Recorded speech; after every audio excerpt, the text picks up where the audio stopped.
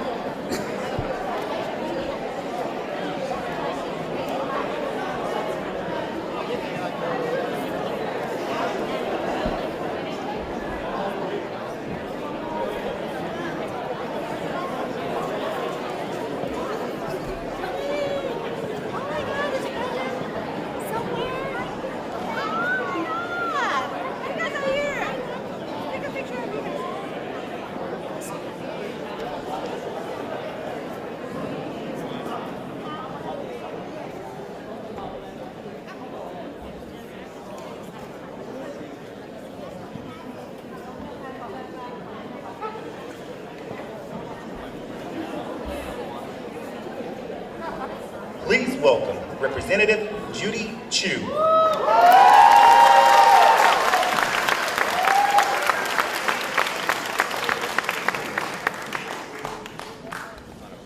I'm Congressmember Judy Chu. I represent Monterey Park in Congress. It's such a special place for me because it's where I've lived for 37 years. And it's where I served for many years on the City Council and as mayor. That is why I'm especially grateful to President Biden for coming to our city, which has a deep hole in its heart, a hole that is yet to heal. To have the leader of our nation come here to console our grieving community is monumental. President Biden, your presence is making a difference to so many. It was on Lunar New Year's Eve, January 21st, a time that should have been one of celebration and joy, that a gunman came into our city at Stardance Studio, killing 11 people and wounding 9 others. He then drove to another dance studio, Lai Lai Ballroom in Alhambra, to shoot even more people. Thankfully, Brandon Sy, one of celebration and joy, that a gunman came into our city at Stardance Studio, killing 11 people and wounding 9 others. He then drove to another dance studio, Lai Lai Ballroom in Alhambra, to shoot even more people. Thankfully, Brandon Sy heroically disarmed him, but then he got away. As our entire city and LA area awoke the next day, the fear and shock was palpable. I was on the ground at City Hall that next morning. I saw the fear in my neighbors' eyes and heard the terror in their voice as they told me they were afraid to go home, go shopping, or even send their children to school. A day-long manhunt ensued, but thankfully, Sheriff Robert Luna and his team tracked him down miles away. Surrounded, he ended his own life.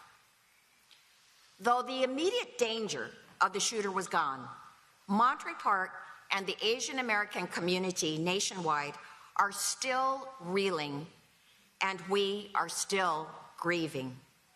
As the first suburban Chinatown in the U.S., Monterey Park holds a special place in the heart of the nationwide Asian American community. That's why it feels as though the attack on Monterey Park was an attack on Asian America. I've met with the victims' families, and I've come to understand how special the victims were. They were mothers, fathers, sons, and daughters. They were all Asian American immigrants from China, Hong Kong, Vietnam, Taiwan, and the Philippines, who worked hard to build their lives here. They did not deserve to be taken from us. But what is making a difference is the community. I want to thank the community for helping so immensely in their recovery. I know many of you are here today. And I especially want to thank President Biden for providing every federal resource possible. From the moment the shooting happened, federal law enforcement resources were here on the ground to help in the manhunt. Then, in the days following the attack, Vice President Harris and senior White House staff were here, bringing condolences from the president. Health and Human Services Secretary Javier Becerra visited here to discuss our recovery and found that though FEMA, or the Federal Emergency Management Agency, coordinates responses in a natural disaster, there is no such coordinated response after a mass shooting, resulting in much confusion and frustration. And then, Administrator Isabel Guzman Castillas of the Small Business Administration visited the small businesses near the shooting site to offer resources. We also know this. This shooter had a semi-automatic pistol with a high-capacity magazine that allowed him to shoot 42 rounds in a matter of minutes. He should never have had a weapon that was made for war, nor should the shooters in Half Moon Bay, Buffalo, Uvalde, and countless other places. This carnage must end. Yes.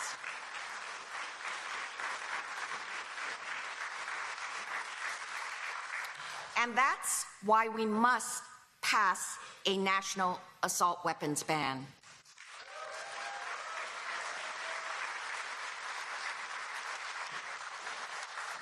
We also know this shooter was deteriorating mentally, having gone to the police to complain of his family poisoning him. Our red flag law could have enabled someone to have his guns removed, but I doubt that our immigrant community knows about it. So multilingual outreach is needed about this law to all our communities. So President Biden, thank you for meeting with the victims' families as well as the wounded and consoling them. Thank you for being with us today in an ultimate act of healing. Thank you for letting us know that we are not alone. And thank you for continuing to raise your voice for an assault weapons ban in this country, as well as for measures in your gun violence executive order, especially with regard to enhanced red flag implementation and a coordinated FEMA response to mass shootings. We need this so that no other community has to go through what we've gone through. Thank you.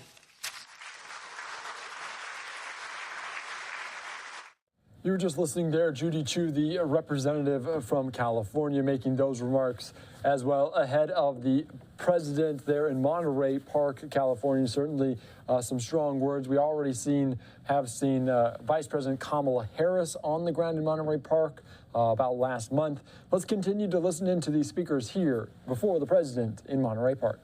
Solis, and I represent the 1st District on the LA County Board of Supervisors. And I'd like to start, first of all, by welcoming President Biden to Los Angeles County, especially to Monterey Park, a city with over 60,000 residents who I am honored also to serve and represent.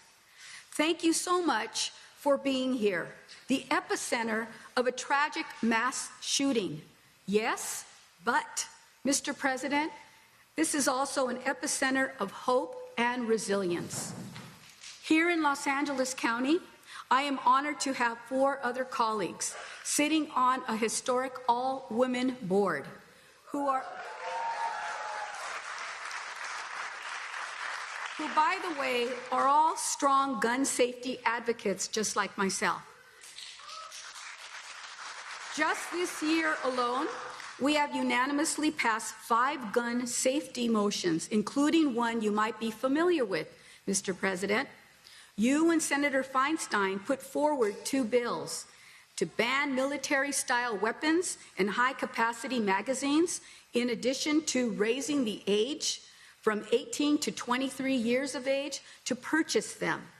And last month alone, I authored a motion that passed unanimously to support Senator Feinstein's reissuance of these two bills, Senate Bill 25 to ban assault weapons and high-capacity magazines, and Senate Bill 14 to raise the age from 18 to 21 to purchase assault weapons.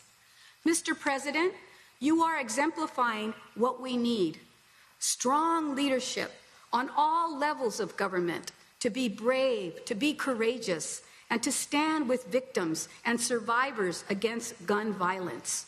I refuse to believe that thoughts and prayers are going to somehow protect our children and lift our country out of this gun crisis. Your issuance of an executive order on gun control today is a perfect example of what is needed precisely here in America.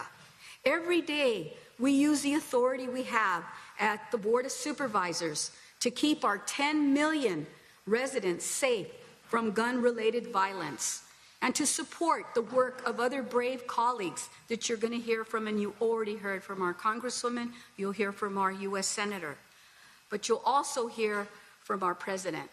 And next Tuesday's meeting at the LA County Board of Supervisors, I will be putting forward a motion to support President Biden's executive order. Mr. President,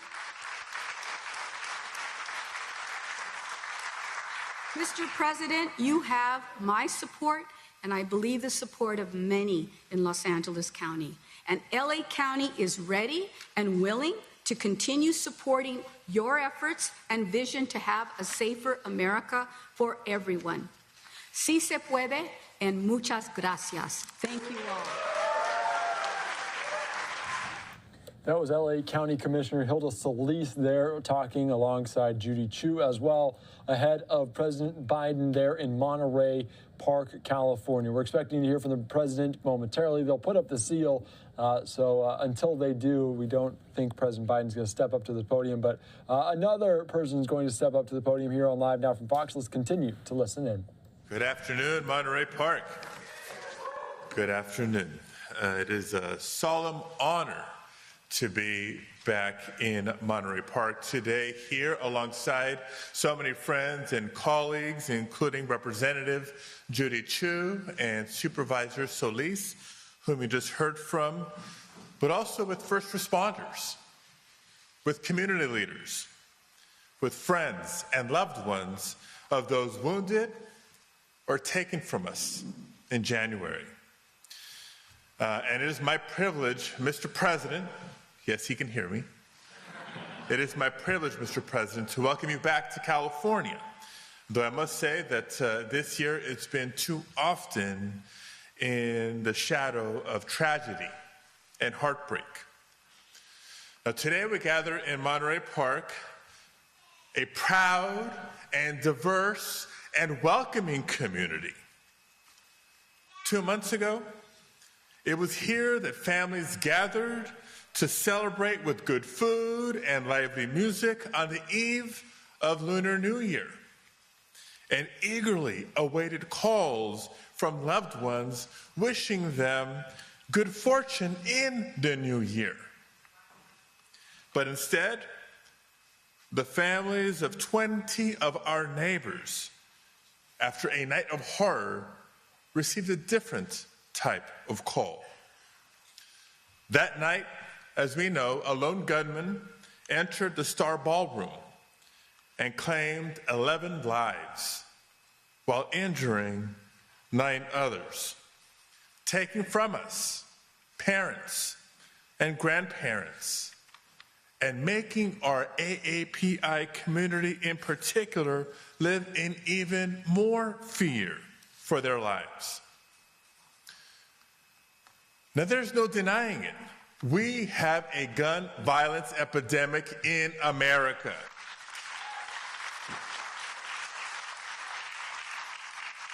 The gun industry continues to work overtime to create a culture of chaos because to them, American lives are worth less than the profits they make on the guns that they sell. But last year, under President Biden's leadership, Congress broke the stranglehold of the gun lobby when we passed meaningful gun safety legislation for the first time in nearly 3 decades.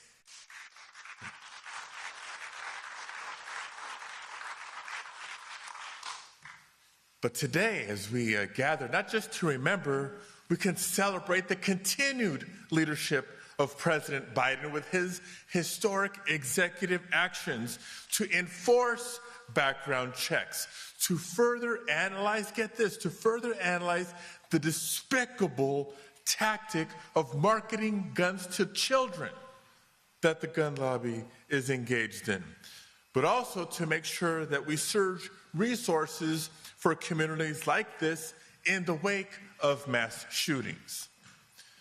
Despite the good that these executive orders will bring, as we all know, there will still be more work to do.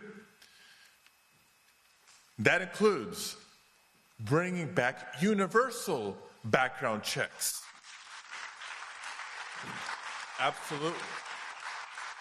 And as Supervisor Solis just mentioned, we should follow the example of then Senator Biden and our own Senator Dianne Feinstein for their work in 1994 in banning the sale of assault weapons, and we should ban high-capacity magazines as well.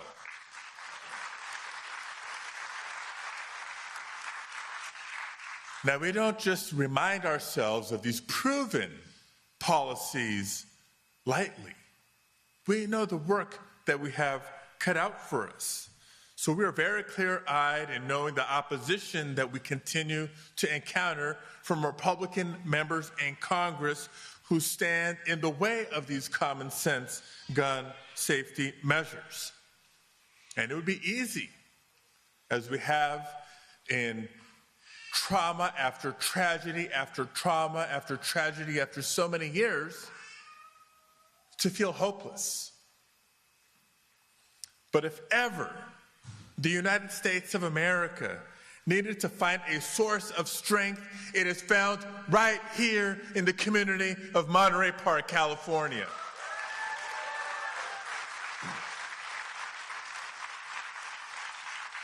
Just think about what we saw, what the nation saw in the days and weeks after the tragedy in January. What we saw was remarkable resilience. We saw the strength of those who rallied this community, like my guest at this year's State of the Union address, the former mayor, Henry Lowe. Give him a round of applause. Along with the new mayor, the entire council, all the leaders of this community, elected and otherwise, who came together to call for calm and healing for so many families. We saw the strength of this very Boys and Girls Club, who honored those lost by celebrating Lunar New Year and giving kids a chance and a place to play or to cry and to heal. We saw the strength in the waves of community members who gathered to build a memorial outside the Star Ballroom, where neighbors would come together to comfort one another and to process the tragedy together. You see, as we heal, and it's a process, it will continue to take time, but as we come together to heal, we know, just as President Biden knows, that the pain and the heartbreak may diminish over time, but it will never completely go away. But we can honor those who were taken from us by taking action to prevent future incidents of gun violence. We can and must save lives. We know what to do. We need the will of Republican members of Congress to help us do it. And we can honor those lost by reclaiming the sacred spaces and celebrations, and by embracing the people and places that will always make Monterey Park strong and special. Thank you all for being here today. Thank you for having me. Let's welcome President Biden.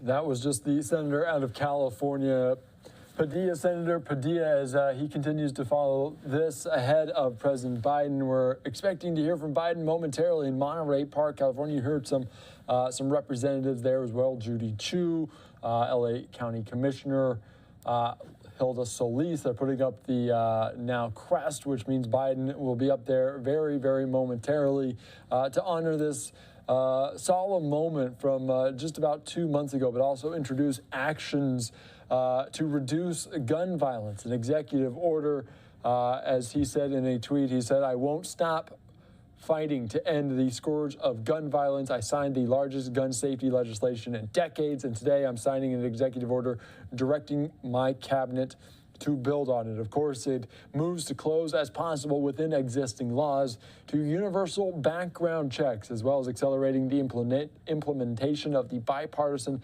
Safer Communities Act. It increases the awareness, like you heard there, of red flag laws.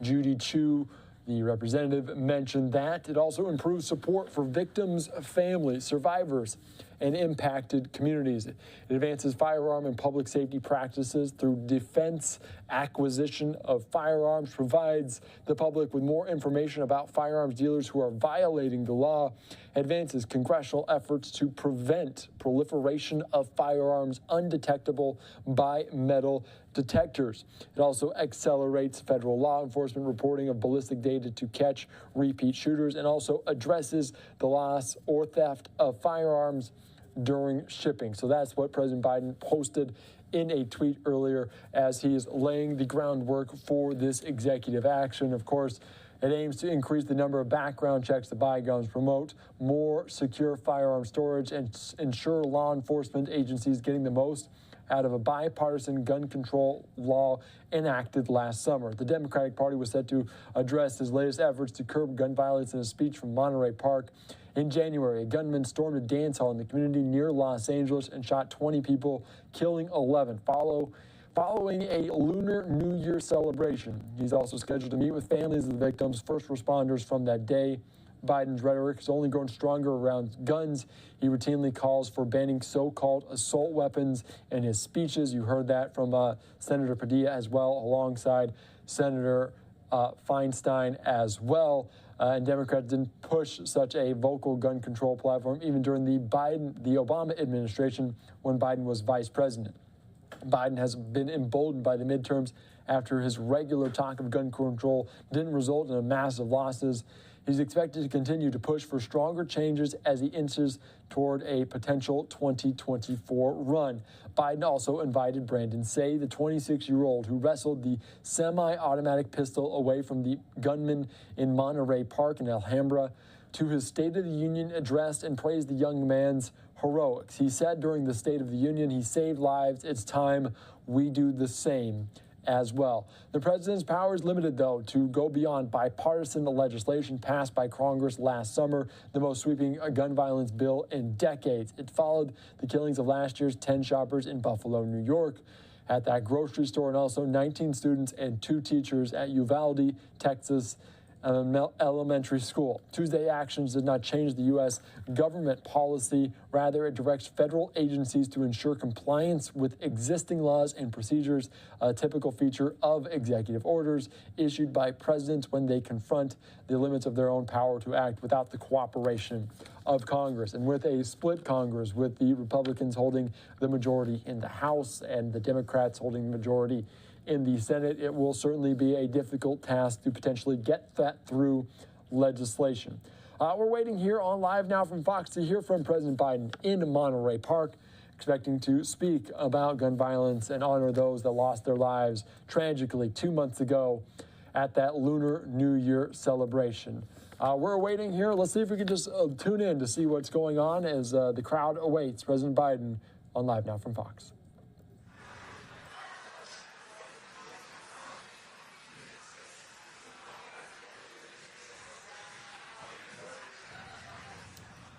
They will get going shortly here as President Biden was in Southern California earlier yesterday as well. We'll head to Nevada. Certainly a lot of discussion along the West Coast. We've seen him touring some of the storm damage in California recently, Northern California, after those atmospheric rivers were up into double-digit atmospheric rivers during this cycle. So certainly California dealing with a lot in the last few months in terms of weather and also in terms of gun violence relating back to this Monterey Park shooting that killed 11 people. We're going to continue to tune in here as we're awaiting President Biden's new actions to reduce gun violence. Hopefully we'll hear from that very, very shortly here.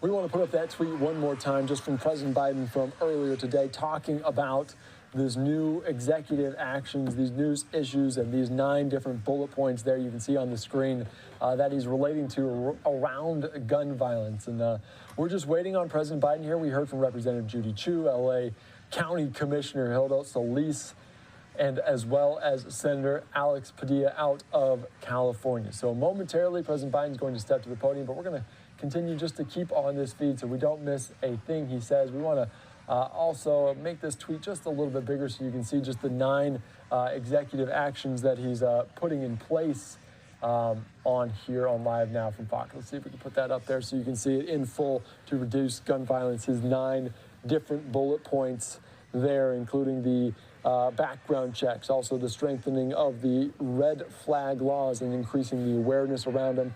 Also the support for the victims, including those 11 people that lost their lives in Monterey Park in Southern California after that tragic shooting during the Lunar New Year. Also advancing the firearm and public safety practice through defense acquisition of firearms, provide the public more information about firearm dealers who are violating the law, addressing congressional efforts to prevent the proliferation of firearms undetectable by metal detectors, and also accelerates federal law enforcement's reporting of ballistic data to catch repeat shooters. And finally, addresses the loss or theft of firearms during shootings, during shipping, excuse me. So we're just going to continue to listen in here on Live Now from Fox. Any moment now, President Biden will step up to the podium.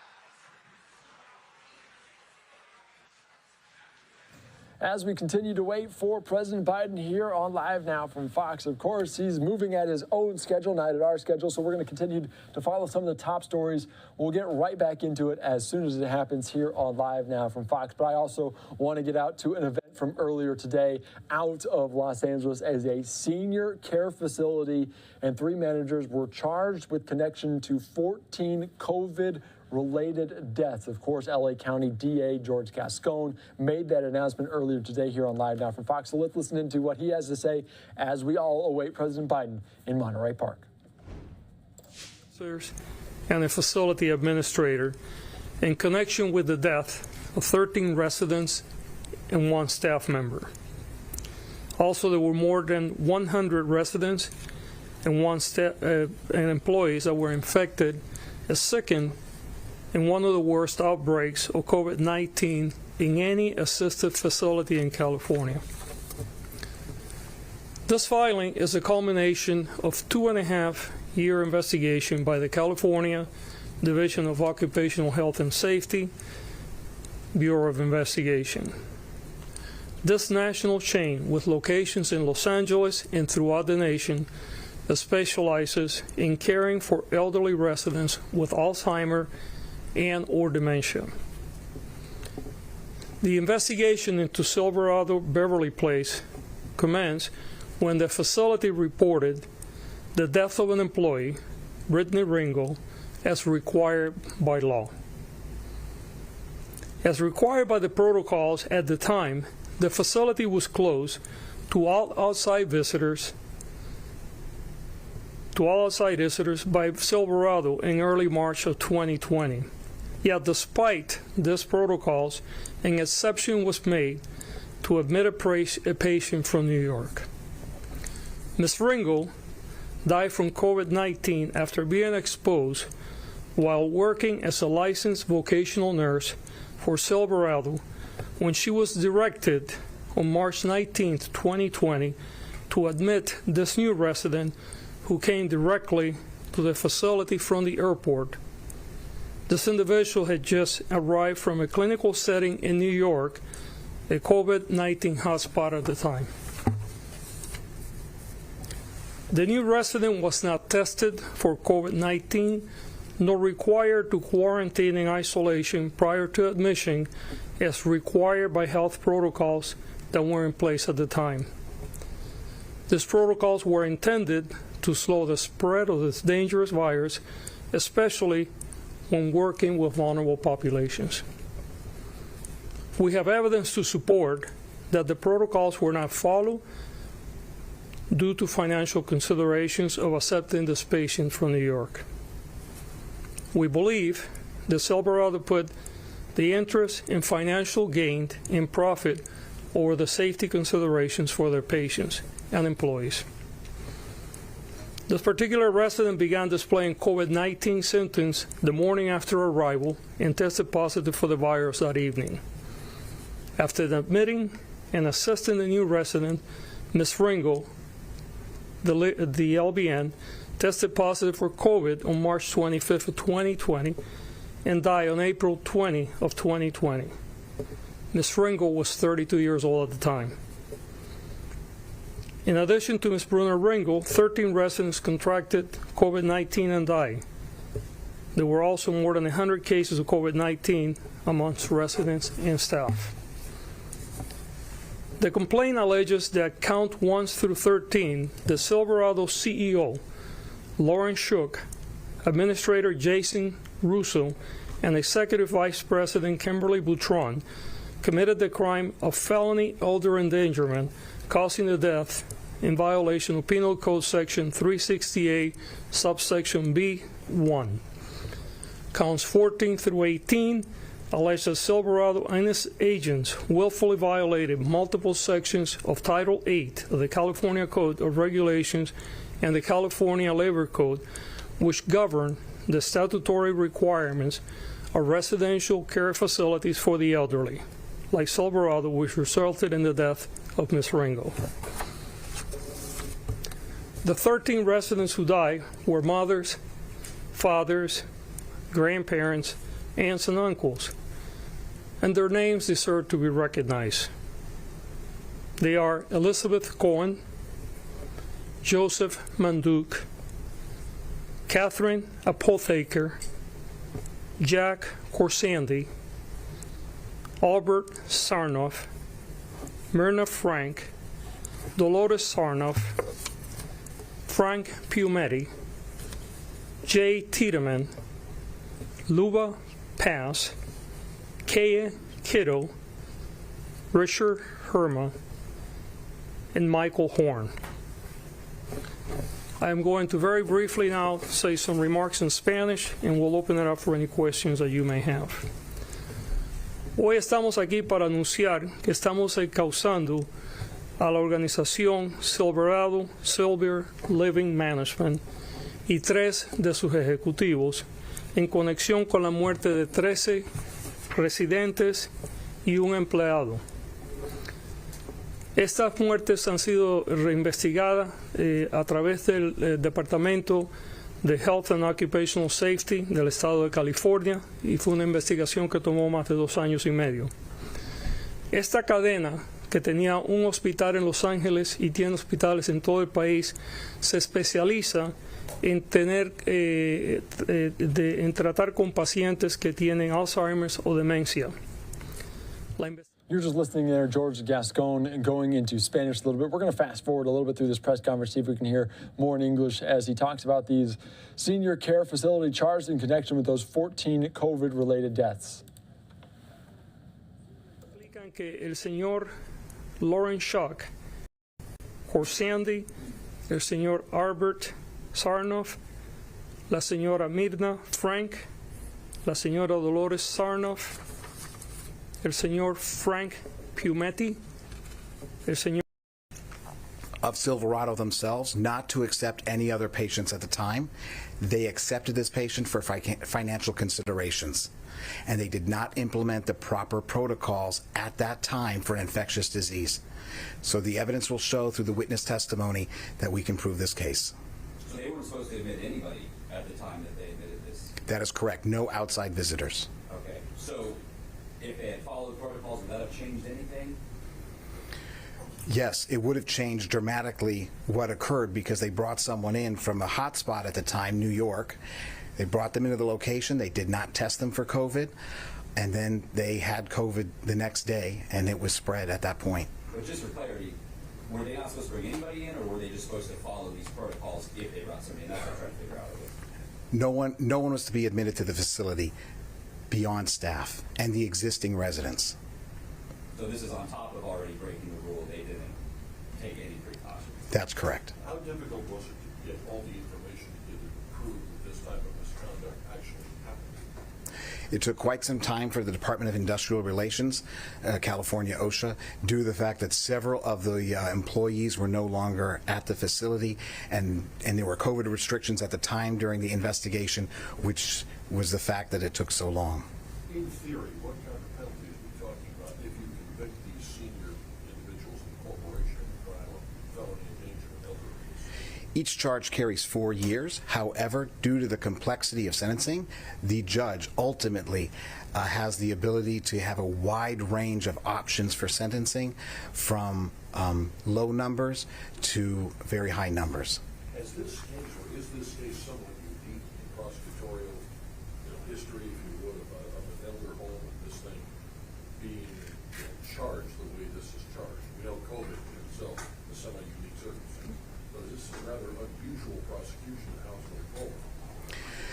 I would not say it's an unusual prosecution, because we often have cases where there's negligence that causes harm to health and safety of others, dramatically in arson cases, industrial accidents, and we're treating this as an industrial workplace accident, which is one of the reasons the Department of Industrial Relations is investigating this case. There's no mea culpas on this. I mean, there was a clear line that these people crossed from a health and care standpoint. That's what you're alleging. We're alleging there was a clear line, and they crossed that line on numerous occasions. Do you anticipate any pushback? They could say, well, somebody else got sick, or another staff member brought COVID into the building. We do not have to prove that COVID was brought in by this particular patient. We simply have to show that there was a positive test and that the protocols were not followed. In particular, this patient was never tested when they arrived at the facility, which was a breach of logic and also standards. I think I'm quarantined. And also, this patient was not quarantined per regulations for 14 days. Okay, thank you, everyone. You're just listening in there, George Gascon and others making those remarks after the charges being filed against those 14 people related to COVID. This is a live picture right now in Monterey Park, California. President Biden expected to speak there on some gun violence executive orders moving forward with that. We'll take it to you as soon as they happen here on Live Now from Fox. But earlier today, February's inflation report is out. It shows slight improvements for customers, but the prices you pay are still stubbornly high. The news follows the failure of two massive banks, doomed in part by rising interest rates, which shows the balancing act the Federal Reserve has to do to rein in inflation without causing even more damage. Fox News correspondent Lauren Blanchard has more from Washington. As a busy financial week continues, there is new data to ever so slightly calm investors' fears. The Consumer Price Index shows an inflation rate of 6% year over year. Inflation is starting to come down slower than we would like. But, these things do take time. Many food items, especially eggs, are still expensive. Inflation is down from 6.4% in January. Still, it remains stubbornly high, well above the Federal Reserve's target rate, which could mean more interest rate hikes are in store. They really haven't been terribly successful in bringing inflation down so far. It is still well above 2%. The new report comes on the heels of two massive bank failures, Silicon Valley Bank and Signature Bank, taken over by regulators in the past few days. At first, leaving many depositors without a way to access their money. I do think that this issue that we're having in the banking sector is not going to go away, sadly. There is relief. The federal government quickly stepped in to secure funds that otherwise were not insured past the $250,000 limit. But it has rattled trust in the banking system, which President Biden says is safe. It's our money, and we didn't invest somewhere that went down. We put it in a checking account at zero interest rate. The Federal Reserve meets next week. They are expected to raise interest rates again, but with the two bank failures, some are wondering if it will change the Fed's strategy. In Washington, Lauren Blanchard, Fox News. Thank you so much for that latest report there, Lauren. Of course, this is a look at the New York Stock Exchange, up 336 points on the day as it just recently closed, making some corrections right now. But you saw that dip, potentially connection to the Russian plane that kind of intercepted a drone, American drone, over the Black Sea. So certainly a lot of volatility also in relation to those bank collapses. Of course, we're following inflation very closely and what the Fed Reserve might do, but also those two banks, including Silicon Valley Bank and their collapse. Fox's Alexandria Hoff has more on what that means moving forward. The Fed was expected to raise interest rates again during its meeting next week, but after the failure of two banks over the weekend, that fight against inflation may have to be placed on hold. It was an attempt by Silicon Valley Bank to lower its interest rate risk that led to the selling off of securities last week at a $1.8 billion loss. When the Fed raises rates, these banks are being caught in the undertow. SVB's collapse on Friday and New York's Signature Bank following suit prompted the president to the podium yesterday morning to offer reassurance. Americans can have confidence that the banking system is safe. Emergency measures taken by federal regulators essentially waive the $250,000 FDIC insurance limit for customers of the fallen banks. The White House says this is no bailout because no losses will be borne by the taxpayers.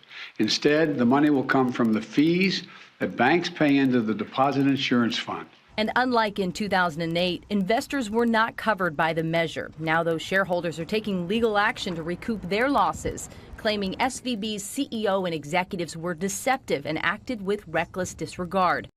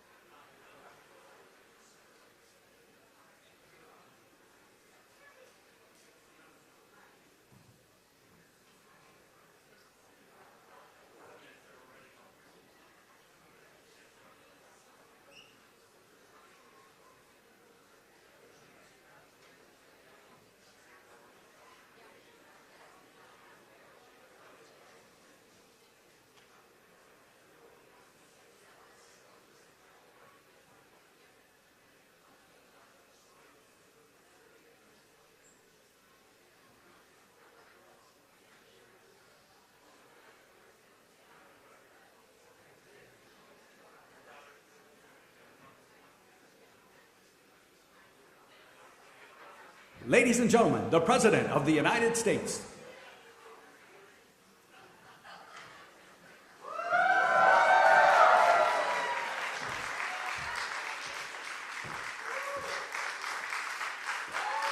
Good afternoon. Thank you. Thank you. Please have a seat if you have one.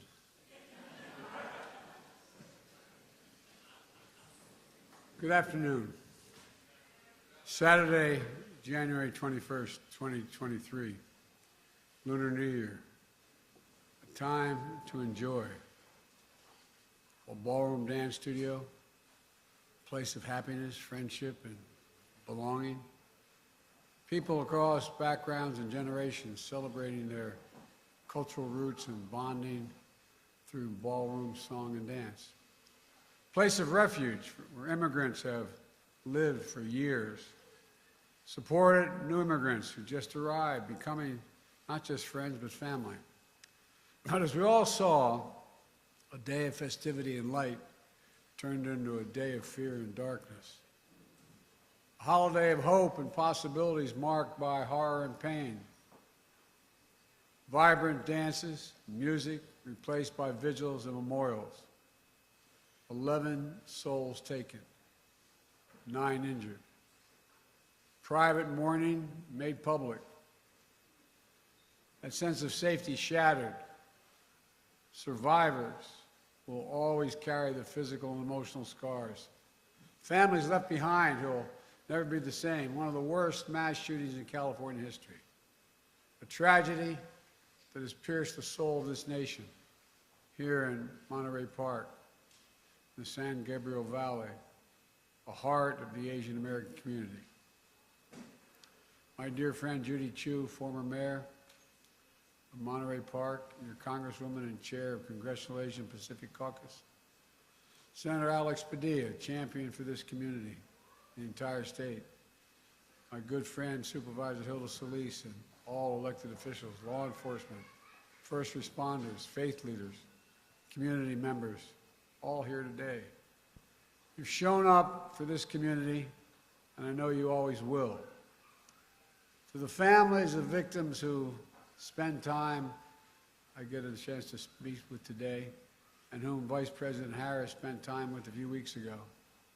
I'm here on behalf of the American people to mourn with you, to pray with you, to let you know you are loved and not alone. Every case is different, but I know what it's like. I know what it's like to get that call. I know what it's like to be told. I know what it's like to lose a loved one so suddenly. It's like losing a piece of your soul. It's like a black hole in your chest you feel like you're being sucked into. Suffocating, hardly able to breathe. The anger, the pain, the depths of the loss so profound it's hard to explain. The suddenness tends to magnify the grief. As time passes, the shock and numbness slowly make way for the sobering reality of their absence. An empty chair at the dinner table, the birthdays, the anniversaries, the holidays, without them. Everyday things, small things, the detail you miss the most, the scent when you open that closet door, the park you go by that you used to stroll in, the morning tea you shared together, the bend of his smile, the perfect pitch of her laugh.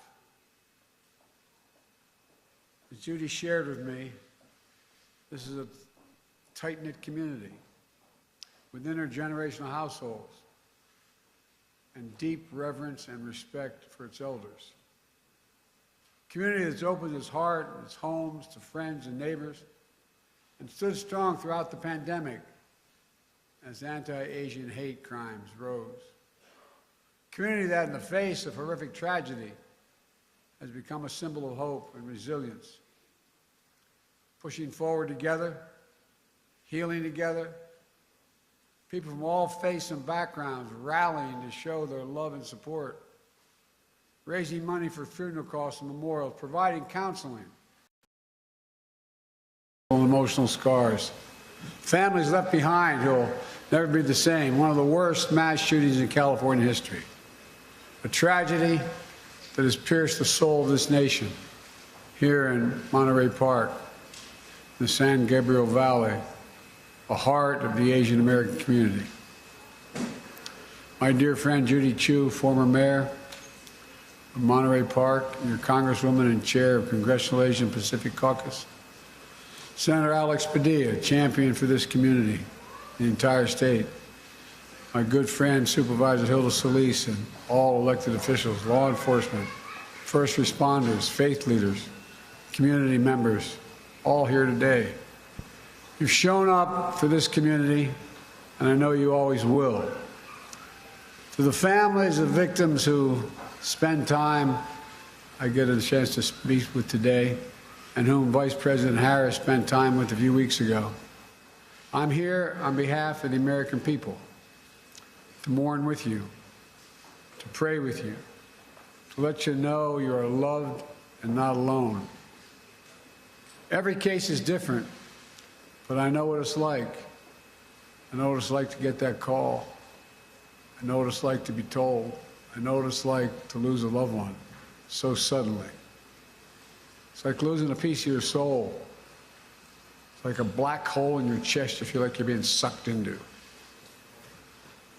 Suffocating, hardly able to breathe. The anger, the pain, the depths of the loss so profound it's hard to explain. The suddenness tends to magnify the grief. As time passes, the shock and numbness slowly make way for the sobering reality of their absence. An empty chair at the dinner table, the birthdays, the anniversaries, the holidays, without them. Everyday things, small things, the detail you miss the most, the scent when you open that closet door, the park you go by that you used to stroll in, the morning tea you shared together, the bend of his smile, the perfect pitch of her laugh.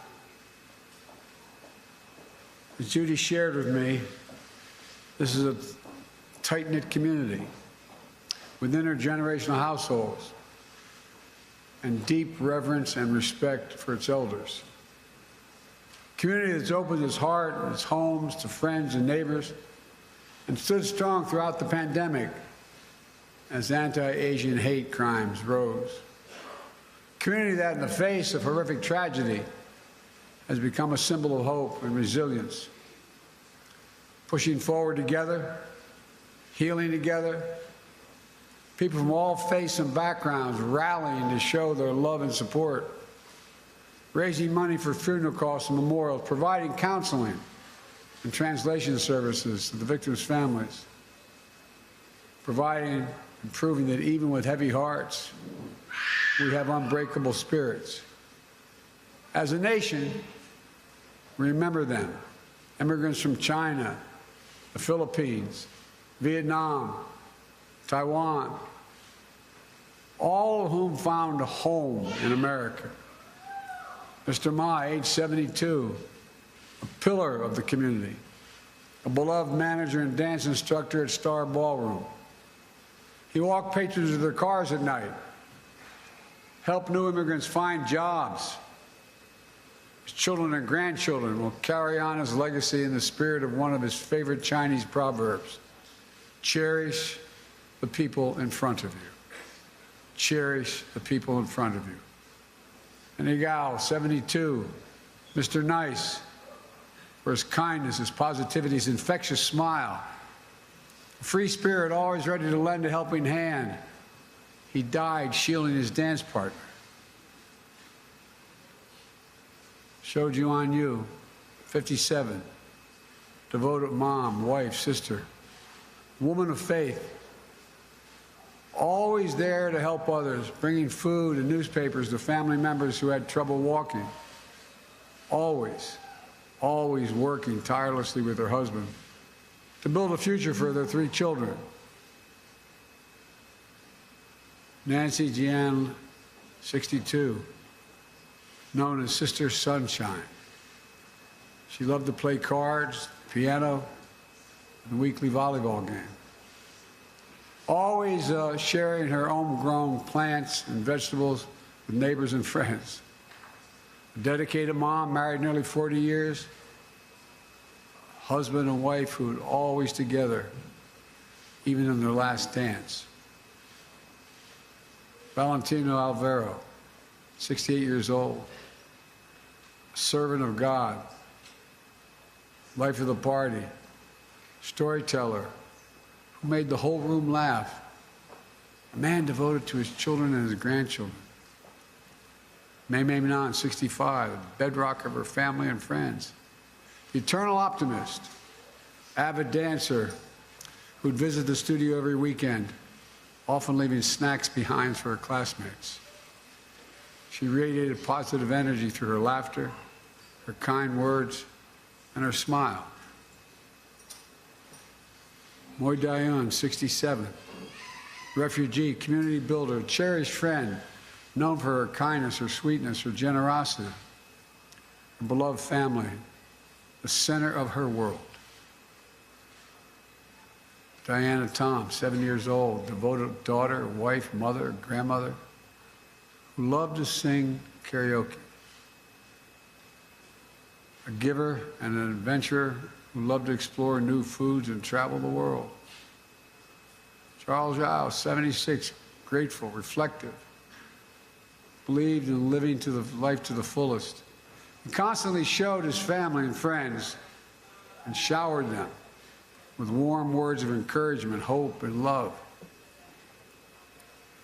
Tao Yo, 64, a lifelong learner. He retired as a business manager and was pursuing a second career as a pharmacist while caring for his elderly mother.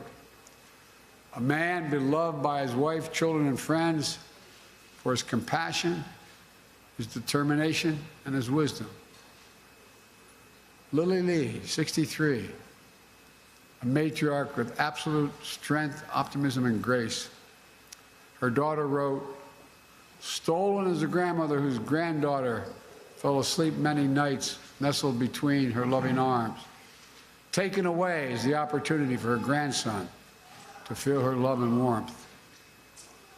All of them lived lives of love, sacrifice, and service for their families, for their community.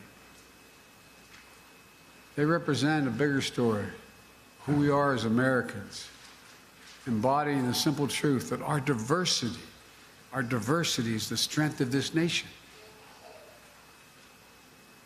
We saw that strength in Maria Leong.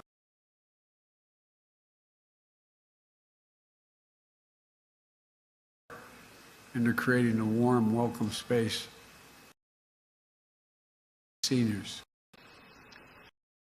That strength in Brandon Say, who met me at the airport, whom Jill and I have gotten to know. 20 minutes after the rampage at Star Ballroom, Brandon saw the same shooter walk into his family's own dance studio, just 2 miles away, pointing a gun at him. In an instant, he found the courage to act and wrestle a semi-automatic firearm away. Brandon saved lives. He protected the community. At Half Moon Bay, just 2 days later, he got it.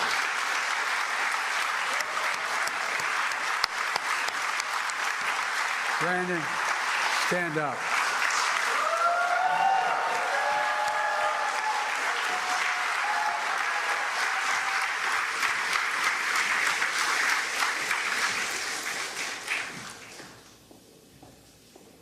Half Moon Bay, just 2 days later, we saw heroism from police officers, firefighters, and other first responders who rushed into the danger to save lives. As many of you know, Jill and I invited Brandon as our guest at the State of the Union message because we wanted the country to know all of you, not just Brandon, all of you, the character of this community, the faith you have in this community, the pride. We see it in you across all of American life. Just this week, a film about resilience and power of the Asian American immigrant family made history at the Oscars.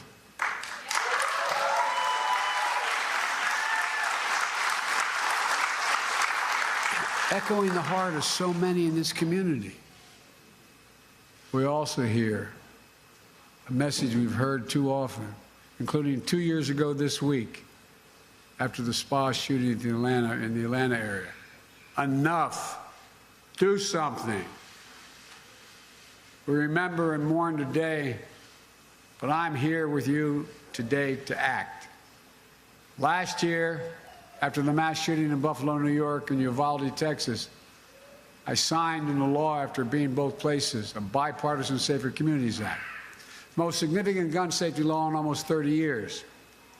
That was in addition to me signing more executive actions to reduce gun violence than any of my predecessors at this point in their presidencies. Today, I'm announcing another executive order that will accelerate and intensify this work to save more lives more quickly. First, this executive order helps keep firearms out of dangerous hands, as I continue to call on Congress to require background checks for all firearm sales. And in the meantime, my executive order directs my Attorney General to take every lawful action possible to move us as close as we can to universal background checks without new legislation. It's just common sense to check whether someone is a felon, a domestic abuser, before they buy a gun.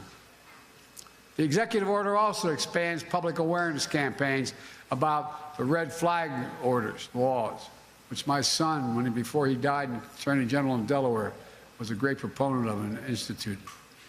So more parents, teachers, police officers, health providers, and counselors know how to flag for a court that someone is exhibiting violent tendencies, threatening classmates, or experiencing suicidal thoughts that make them a danger to themselves and others, and temporarily remove that person's access to firearms. And it promotes, this executive order, safe storage for firearms, something every responsible gun owner agrees with. Second thing it does, the executive order ramps up our efforts to hold the gun industry accountable.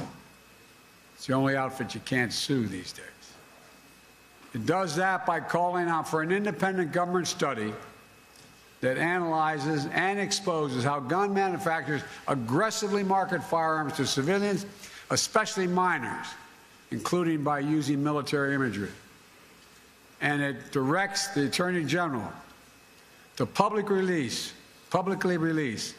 alcohol, tobacco, and firearms inspection reports of firearms dealers who are cited for violation of the law.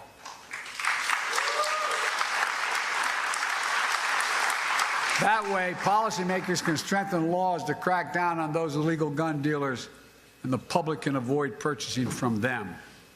Third, the executive order improves federal coordination to support victims, survivors, and their families and communities affected by mass shootings. The same way FEMA responds to your natural disaster in California and all around the nation, and it will help folks recover and build after folks recover and build after wildfires and superstorms and droughts. For example, we need to provide more mental health support and grief and trauma, and more financial assistance when a family loses the sole breadwinner or when a small business shuts down due to a lengthy shooting investigation. There's more in this executive order, but I'm not stopping there. Last week, I laid out in my budget that we invest more in safer communities and expand access to mental health services for those affected by gun violence. Congressional Republicans should pass my budget instead of calling for cuts in these services or defunding the police or abolishing the FBI, as we hear from our MAGA Republican friends. But let's be clear, none of this absolves Congress the responsibility from the responsibility of acting to pass universal background checks, eliminate gun manufacturers' immunity from liability. And I'm determined, once again, to ban assault weapons and high-capacity magazines.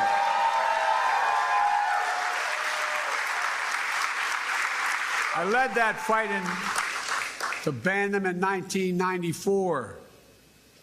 The 10 years that law was in place, mass shootings went down. Our Republican friends let it expire 10 years later. And mass shootings tripled since then, tripled. So let's finish the job. Ban assault weapons, ban them again, do it now. Enough, do something big. Folks, let me close with this. Scripture says, the Lord is near to the brokenhearted and saves the crushed in spirit. A lot of us have been there. As we gather here today, I know your hearts are broken, but I know your spirits are strong. And as you remember and heal, I know the light of your loved one is once again going to lead you forward. It takes time. I tell everyone, at least it did with me, it takes time. But I promise you, the day will come when the memory of your loved one brings a smile to your lips before it brings a tear to your eye. The tear will never fully go away. But when you had that smile first remembrance, that's when you know.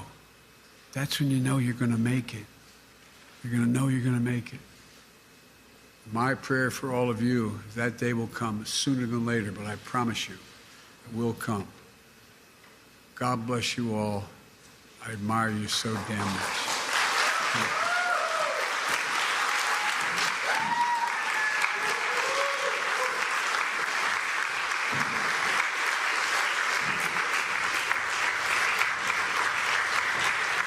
You were just listening in there, President Biden talking in Monterey Park nearly 2 months after that tragic shooting that took the lives of 11 people on that Lunar New Year celebration. As he's moving forward with an executive order to try to prevent more gun violence in America. So certainly something a lot of Americans can get behind. We're going to continue on here on Live Now from Fox, covering all the top stories, including President Biden. Also an update out from the Pentagon on the new developments there, but also the severe weather that's impacting the northeast portion of the United States. Let's go out to our Fox weather team as they continue to break down this major weather event in the Northeast. Dangerous travel conditions, and that does include the I-95 corridor. We are here weathering this storm together through the evening.